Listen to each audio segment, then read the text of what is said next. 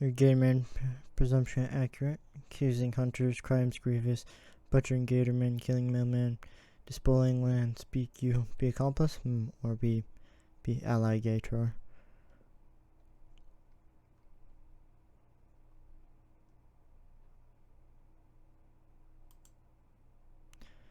So I didn't kill that gator mailman. Was careful. Choose deliberate. But believe you found culprits. Cage them. Have trial. Find guilty. Consume them. Do justice. Liquefying them. Drink them. Alright. Prison break.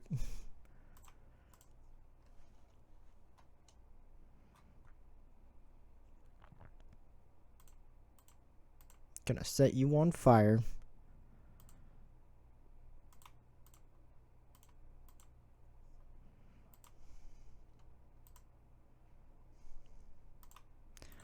Stab. There we go. Gator cage key, magnifying glass. I mean, he definitely knows who killed him. Alright. Got snatched, didn't it? Didn't I? It's funny, I'm calmer than I thought I would be. That manslaughter's been hanging on my conscience some, and I think I've been expecting the claw of Johnny Law before too long. But Paul, he wasn't wrapped up in this. It's not fair that he should go down for it too.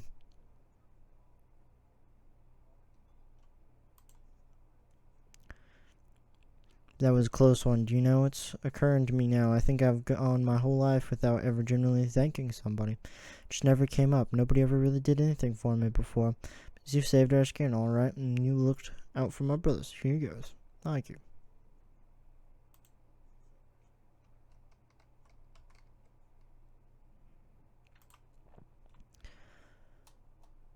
Knocking and breaking the jar on his boot, a moan of anguish, fertility is cut short when a translucent yellow wisp rises from the shards, dancing between the trees, shooting directly at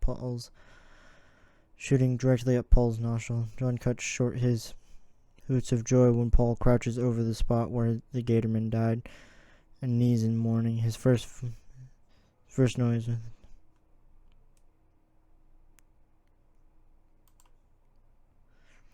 Enough of obscure murder and asymmetric service to animalistic desire. Brother, you practice a violence that is worse than base. It is vicious, it is corrupt, it is wrong. I call to an end to all aggression. At stake is the protection of life itself.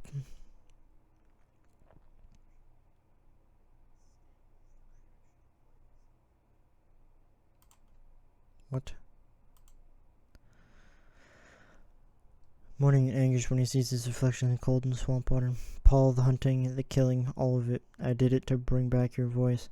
Finding me a tongue, you gave away your heart. No longer can I recognize our blood in the ocean of it you have spilled. I call you brother no more.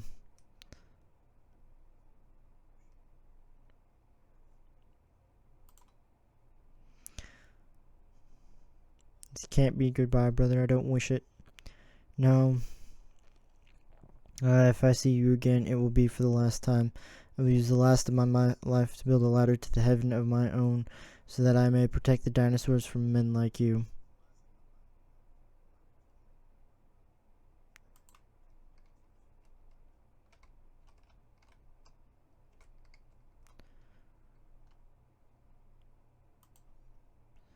He may be my blood, but I will not call him brother. Our blood is undone by all that which he has spilled in the cause of violence and vengeance.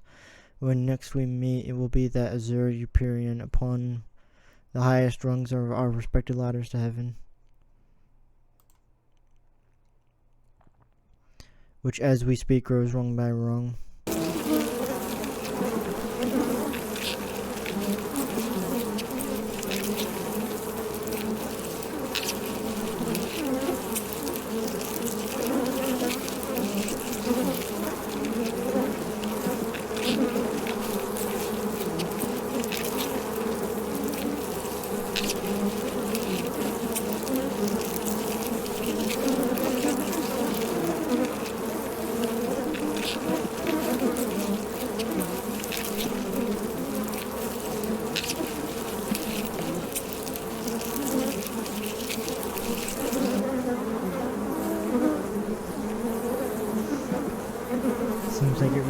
is riding around on your head though, so you haven't gotten the heart to tilt.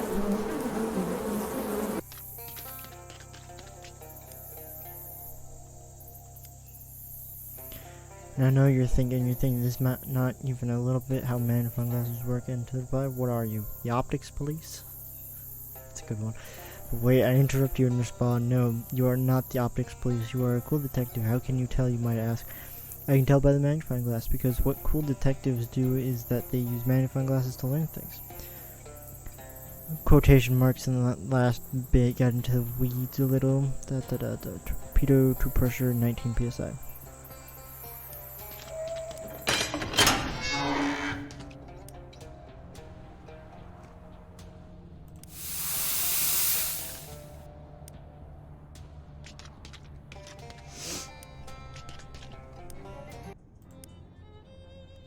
Hello, informally portray an Mujen Nam is Don Torborno and Ike sprike you and the telephone.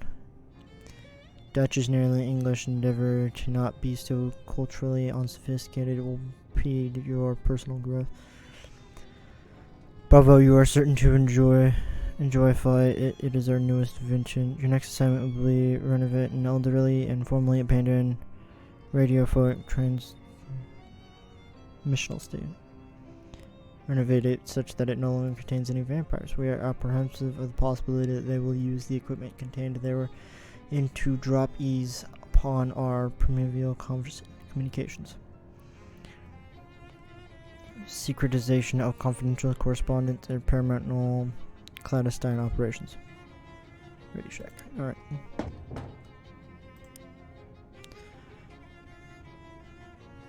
Oh, too, Demon. Sorry about the subterfuge. I had to tap into the university line to get a phone down here, and that isn't strictly speaking legal. Anyway, I think I've found out the next step in building my quantum telecommunications device. Can you come to my lab as soon as possible?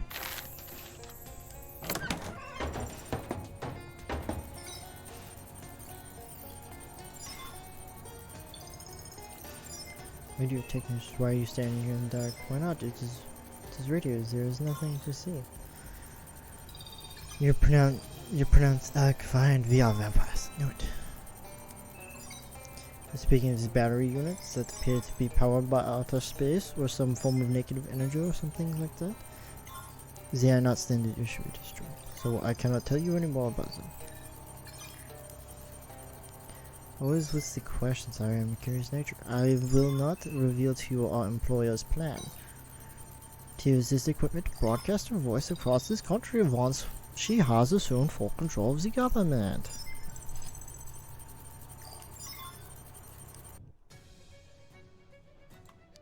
Seems like a really simple plan.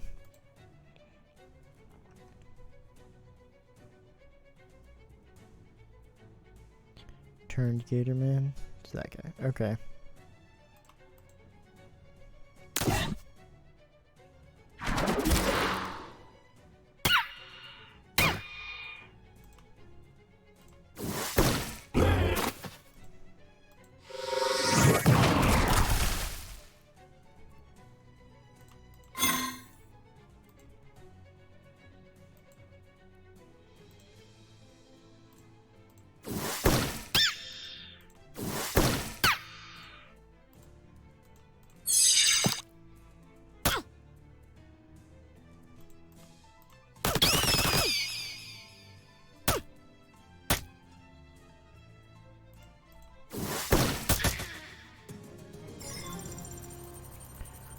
Hollow Gator Tooth?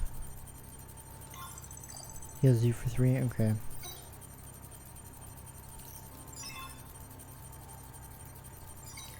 Doubles your moxie. Ooh. That's gonna be an interesting one.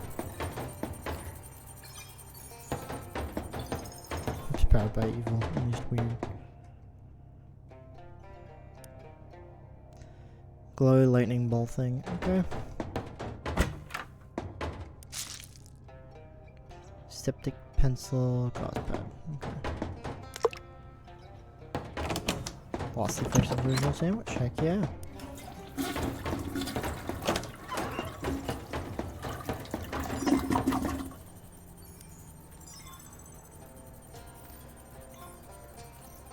These were your good shoes are already long past. Okay. Okay. Yep, sure.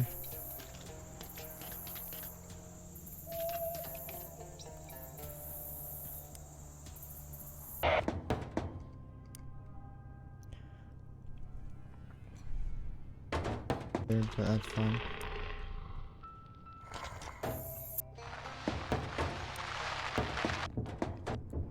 I did all of the last ones first, apparently. Okay.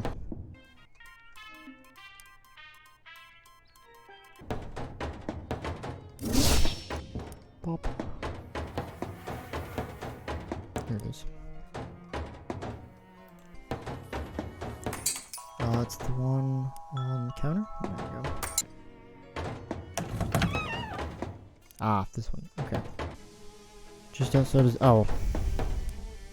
Okay.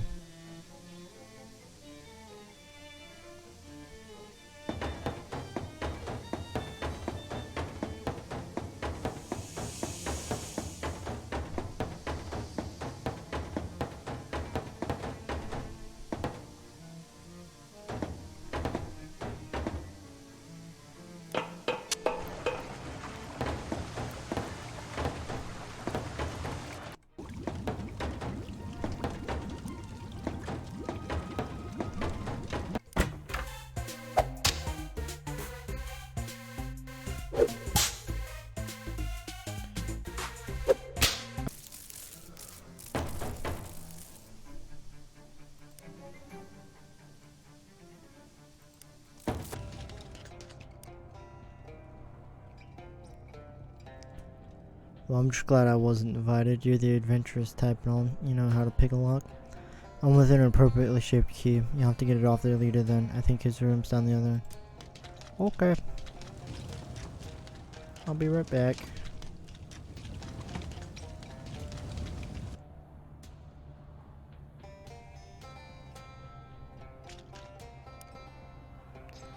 Bones and how to crack them. Increasing your masculinity.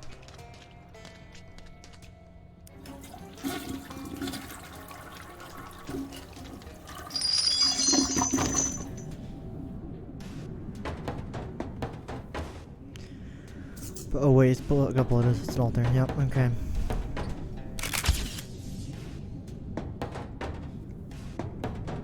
Did I just take a picture? Oh, well, bye.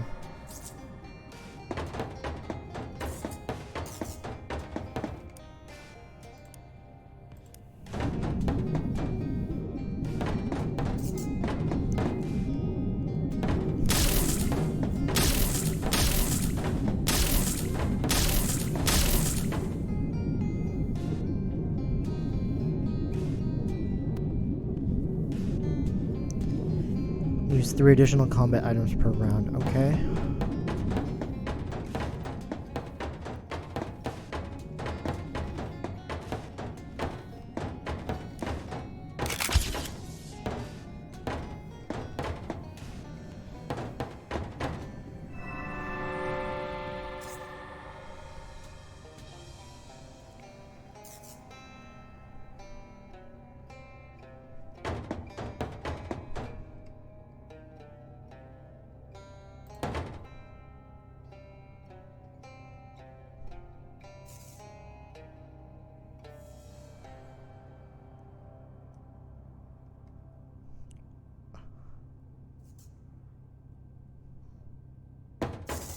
Okay, we avoided the beams.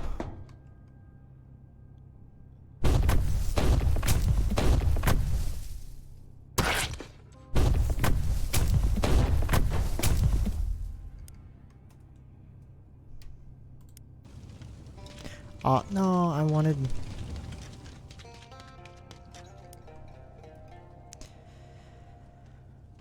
Yeah, I don't like the look of that at all. I bet dollars to donuts that it's the artifact we're looking for. It couldn't possibly be the key to this random Gatorman cage in the middle of nowhere then, could it? Well, it might not have some kind of key-related powers. Normally advised against using, but I don't see any way out. Okay. Buzzing, clicking through a jerky slideshow of shape as though searching for the particular slice of a higher dimensional object that will fit this lock. When it finally finds the right one, it jerks forward in your hand, twists and the lock clicks open. Your hand feels numb. Don't mention Charles. Just get out of here. Okay.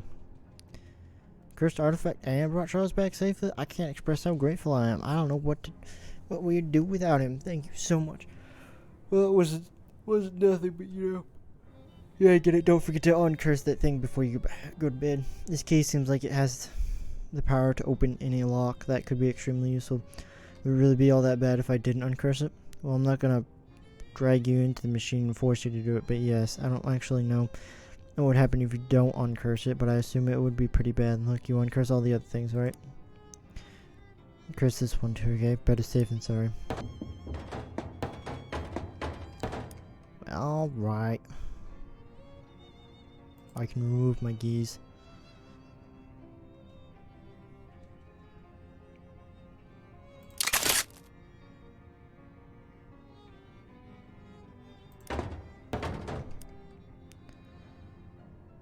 I like the cursed fishing rod though. Oh well.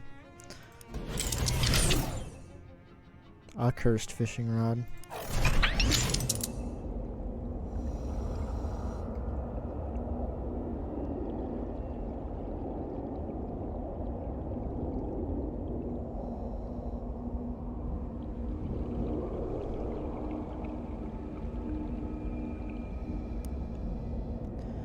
Nobody woos poor old invisible clever fifth Lou, but you could make this Lou, sir, a winner if you'll rebirth me upstairs at somebody's dinner.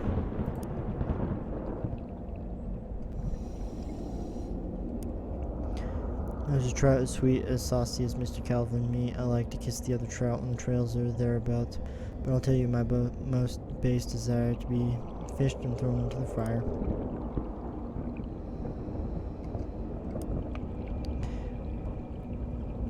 To show whose is fish sticks only go well, almost only see.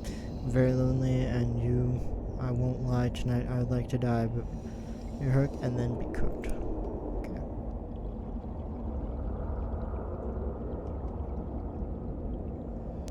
So I have to choose one of the three? Okay.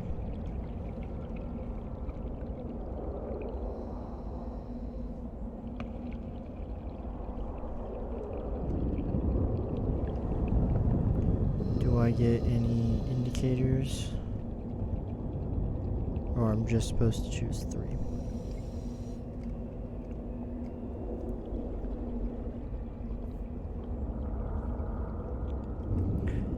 Judging by your hat, this one seems to be mystical or something.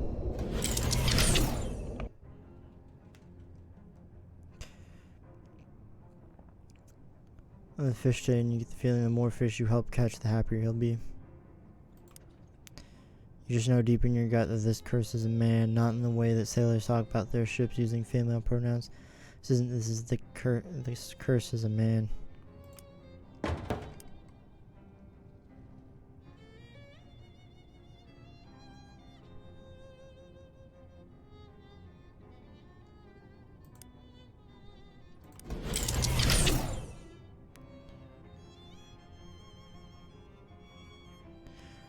Lights in the store, wine flicker, and then cut out completely. Only when the power is out does the key calm down. Give up the most odious part of itself to the machine and drop back down on your lap. Light returns to fixed it. We had a spare light bulb under the cat. Key's curse lingers in the machine. It is itself an arcane lock to be solved only by a projection of consciousness. Okay. I have assembled everyone just as you asked, Detective, the victim's wife and the 2 men who were present in the passage car at the time. Truth of this murder continues to elude me, but no doubt you are soon to enlighten us with your great powers of detection and observation.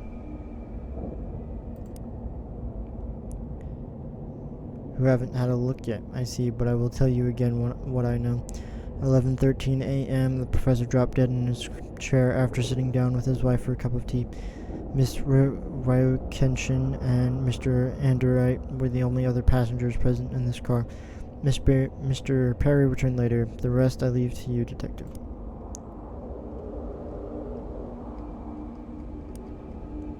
Told you I've never heard of this man. I know of Bergworth College, of course. It's an excellent institution, but I didn't know he was a professor there. Now come on, let's not delay our journey further. I'm traveling with 19 suitcases of exotic rubber to make new and exciting wheels at the factory.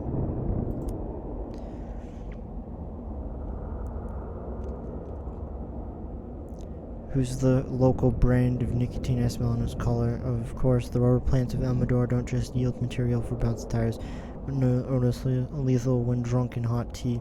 But why would this man abet the murder of a stranger? I suspect the answer lies in the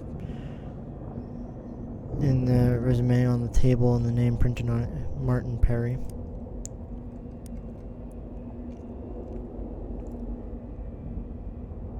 Mom was previously pleased with the dead. I had nothing to do with my husband's death, no reason to want him gone. He was a kind man and not a rich one. Everything he made he spent on the roulette table. He owned over 700 of them. It's the largest collection in the world. We were traveling to Yorb, Linda, so that the mayor could give my husband the key to the city. But that won't happen now. Sometimes the simplest answer is the correct. She said she has no reason to wish her husband dead, but the chemical stain in her cuticles and the fingerprints on the window above, which she opened to dispose of the murdered weapon, tell the tale more truly, but the nose reveal even more. Zip the zigzag pattern of the medical cleft below the nostril. It's called Petrie's thrillum, and it's a rare genetic condition. She's Martin Perrier's son.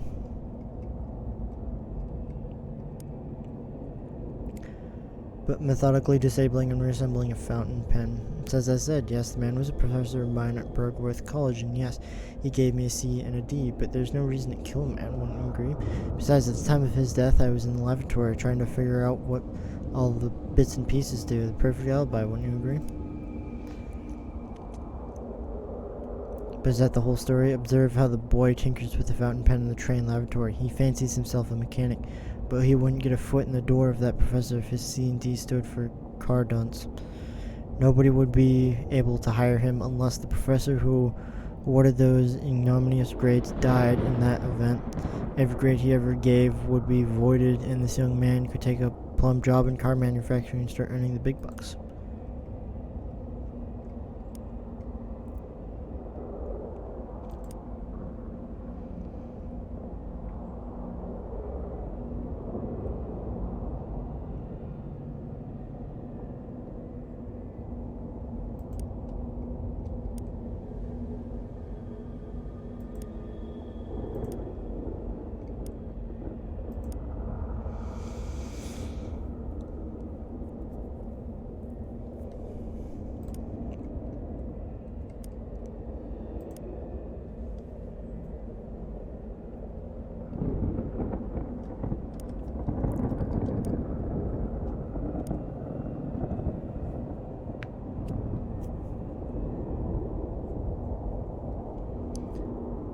Exotic rubber, resume on the table, and the name printed on it, Martin Perry.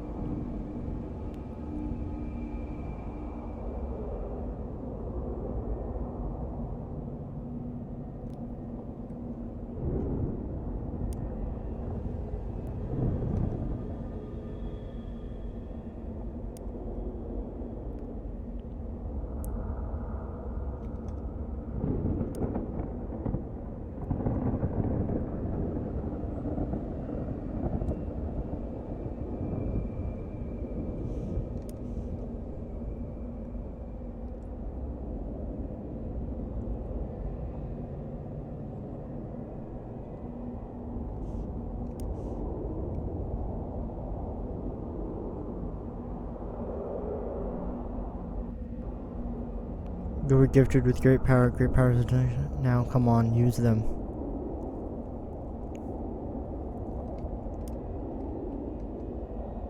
What?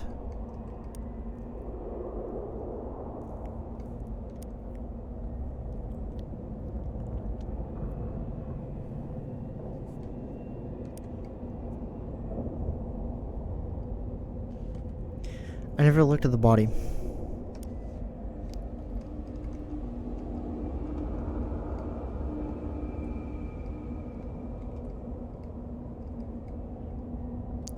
Okay, it won't lock us. Let us look at the body. Okay.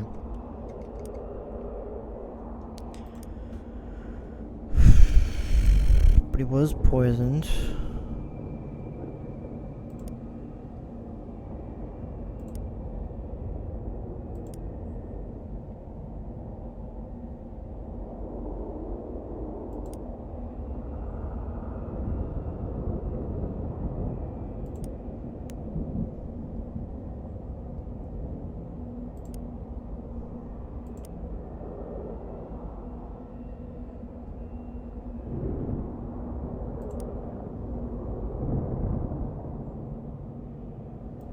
So that's close. Okay.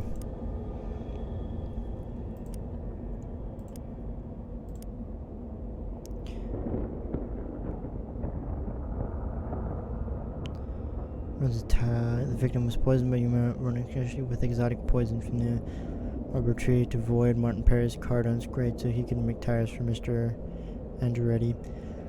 He was working on cars and his fresh ideas excite Mr. Andretti, who runs a tire factory, but Master Perry's professor has exclusively blacklisted him as a cardon's unemployable. What do? Kill the professor, of course, and void that odious grade. Here the plot becomes most wretched. Master Perry's mother, Yumurikashi, marries the professor and arranges for him to be present on the very same train as Master Perry and Mr. Andretti, who supplies an undetectable poison administered by Miss Rokesh, et voila! No more cardons, but there is one thing 3 comparators did not count on me.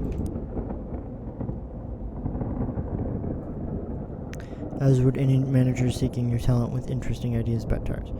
If you call someone a cardons, you're branding them for life and you're responsible for anything that happens next. Tell you what, detective, at the next stop, they can all get out, take the bus. Quite so, but a wonderful feeling. I think to be possessed of great gifts, great powers of deduction and observation. Use them. Here's another, a gift. That is all. Cold War.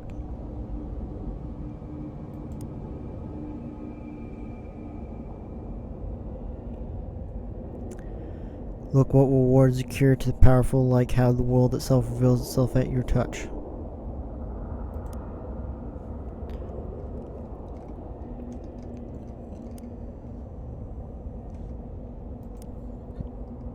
Okay.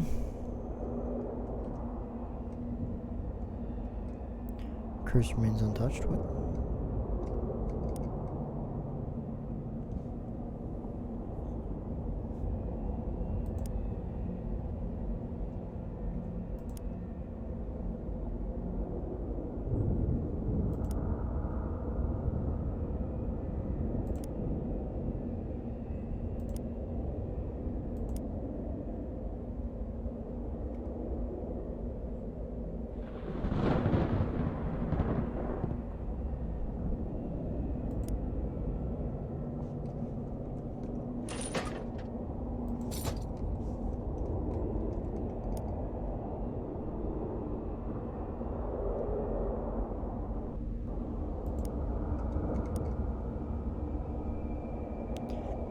As good as the paper said, detective, to sniff out that my C&D grade stood for cardons. Yes, I put the whole plan in motion. Of course I did. Getting called to cardons ruined any shot I had at a career in wheels. Making a living 1 year grade, this is the only way. Promised my husband, oh, but spare me the reproach. Wouldn't you do just as I did if some scoundrel of the ivory tower branded your son a cardons? No, and I dare say you're not parents. Poison that killed the professor, but wasn't it worth it? Look at the resume of Martin Perry. Look at these interesting ideas he has about tires, bouncier, globier, backwards. Is the life of one man with one bringing new and innovative wheels in the world? Yes, I did it. I did so I could hire Mr. Perry, and I would do it again tomorrow. Don't lie, detective, you would too.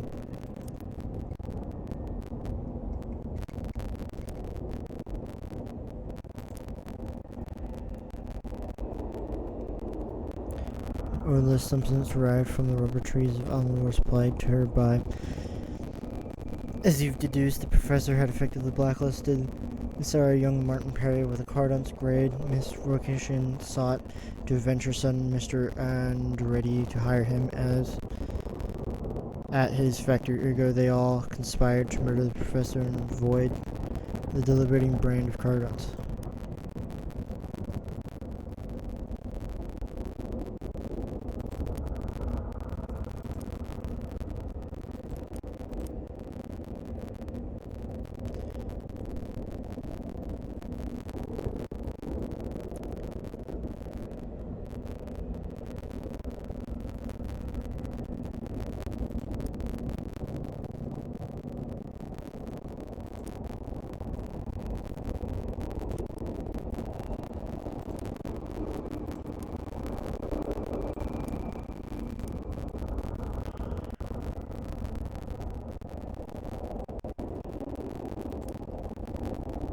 There we go.